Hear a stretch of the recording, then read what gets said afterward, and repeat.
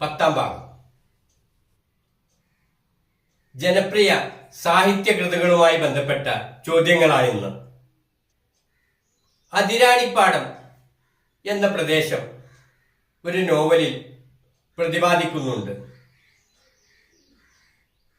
പ്രശസ്തമായ ആ നോവൽ ഏതാണ്? എസ്.കെ. പൊറ്റക്കാടിന്റെ ഒരു ദേശത്തിന്റെ കഥ.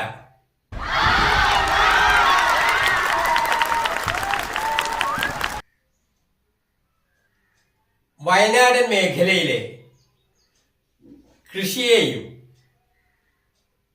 കർഷക തൊഴിലാളികളായ അടിയാരുടെ ജീവിതത്തെയും സമഗ്രമായി പ്രതിപാദിക്കുന്ന ഒരു നോവലുണ്ട്. ഏതാണ് ആ കൃതി? പി. വത്സലയുടെ നെല്ല്.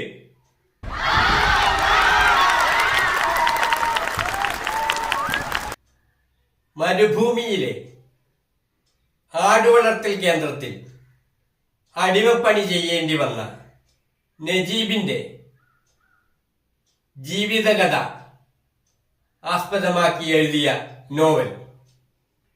ബെന്യാമിന്റെ ആടുജീവിതം.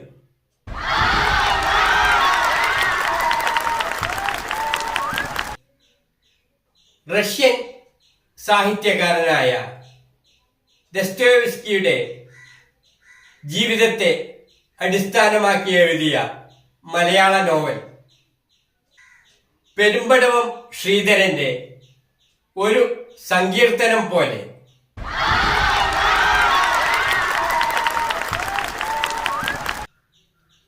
അള്ളാ പിച്ച മുല്ലാക്ക, നൈസാം അലി, അപ്പുക്കിളി എന്നിവർ കഥാപാത്രമായി വരുന്ന മലയാള നോവൽ.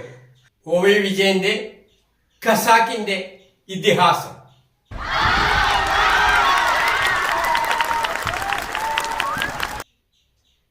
ഒരു എഴുത്തുകാരന്റെ 9 നോവലുകളുടെ ഒരു പരമ്പര, നോവൽ നവകം.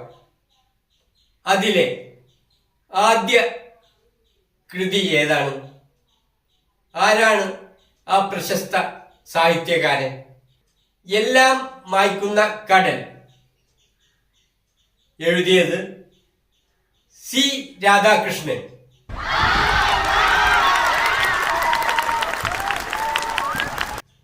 ഭീമൻ എന്ന ഇതിഹാസ കഥാപാത്രത്തിന്റെ കാഴ്ചപ്പാടിലൂടെ രചിച്ച പ്രശസ്ത മലയാള നോവൽ. എം.ടി. വാസുദേവൻ നായരുടെ രണ്ടാമൂഴം.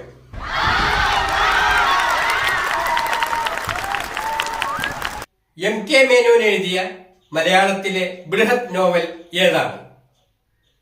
ഏത് തൂലികാനാമത്തിലാണ് അദ്ദേഹം അതെഴുതിയിട്ടുള്ളത്? അവകാശികൾ. തൂലികാനാമം വിലാസിനി.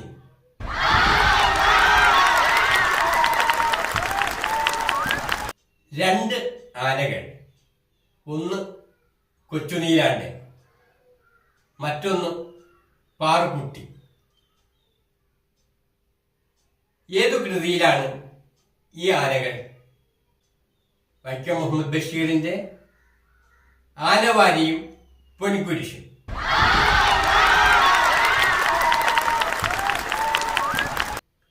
കണ്ണൈ മൂർക്കില്ലാത്തു മനക്കൽ സൂര്യ നമ്പൂതിരിപ്പാട്. ഏതു കൃതിയിലാണ് ഈ കഥാപാത്രം? ഒ. ചന്തുമേനോൻ എഴുതിയ ഇന്ദുലേഖ എന്ന മലയാളത്തിലെ ലക്ഷണമൊത്ത ആദ്യ നോവലിലാണ് ഈ കഥാപാത്രം.